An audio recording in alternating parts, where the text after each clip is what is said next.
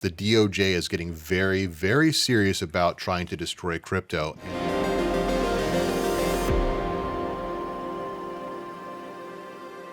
Here's another thing that I found was interesting this week. Janet Yellen. Do we have any of the clips from the Janet Yellen stuff? I don't know if you got those links and whatnot. Janet Yellen. I'll pull it up. Janet He's Yellen. laughing and then he'll. So there was a bunch of stuff that happened in the world of crypto, and I'll set it up while he's pulling up the clip. But basically, the biggest crypto exchange in the world is Binance. The CEO of Binance is a guy named CZ. Everybody called him CZ. It's a long Chinese name that I won't try to pronounce because I'll get it wrong. But everyone thought that they were going to successfully defend these criminal and civil allegations from the SEC, just like everybody else has. Right. They're either going to have a long drawn out battle like Ripple did, but things are getting serious. The DOJ is getting very, very serious about trying to destroy crypto, and they have strong-armed Binance. Partially, I think, due to the story we talked about a couple weeks ago with Elizabeth Warren and the Wall Street Journal allegations about Hamas funding going through crypto. Right. They've strong-armed Binance into forcing CZ to step down, paying $4 billion in fines and restitution to the SEC. That's a big fine for the SEC. CZ himself had to plead personally guilty to major crimes like money laundering and wire fraud and a whole bunch of other things that were frankly not true. But much like in my case, I had to plead to some stuff that may have been technically true, but not true. There was no mens rea. There was no intent to commit a crime.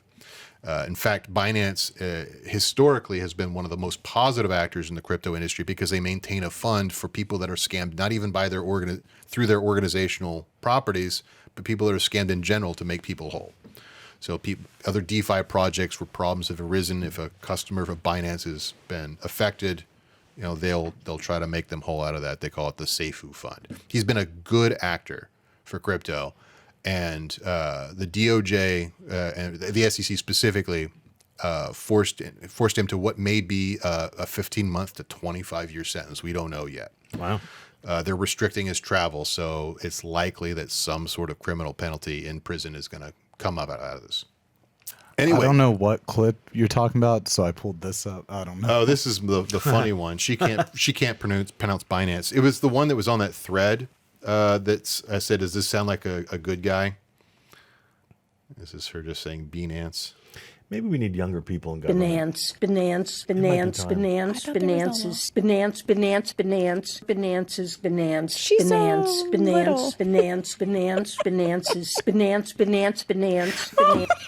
I like her voice, for real. Yeah. It's going to become a song. How is it not? That's a whole verse right now. But if you got the Twitter thread up, so basically she called people in crypto and CZ a Bond villain. Because they do this thing that this editorial is called them Bond villains, but they're basically saying you're jurisdictionally hopping to try to skirt compliance laws. Well, the fact of the matter is, and you know this from my history, Jim, because we've talked about my OTC practice in the past, is banks unfairly try to shut down crypto people. And so you're constantly trying to hop from bank to bank and jurisdiction to jurisdiction as a crypto company or a crypto user just to maintain basic services. And that's all Binance has been trying to do for the last 5 or 6 years. They're painting this as a form of fraud that's right. Liabilities of up to billions and billions of dollars. And then Janet Yellen, who has no connection to the lawsuit, came out on the tails of this enforcement action and said, if you want to enjoy the benefits of American markets and banking services, you must adhere to American financial regime best practices.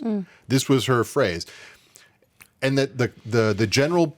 This is where I say she's the real Bond villain, is because this is the idea of because of the white hair. Well, it kind of does help the look, but.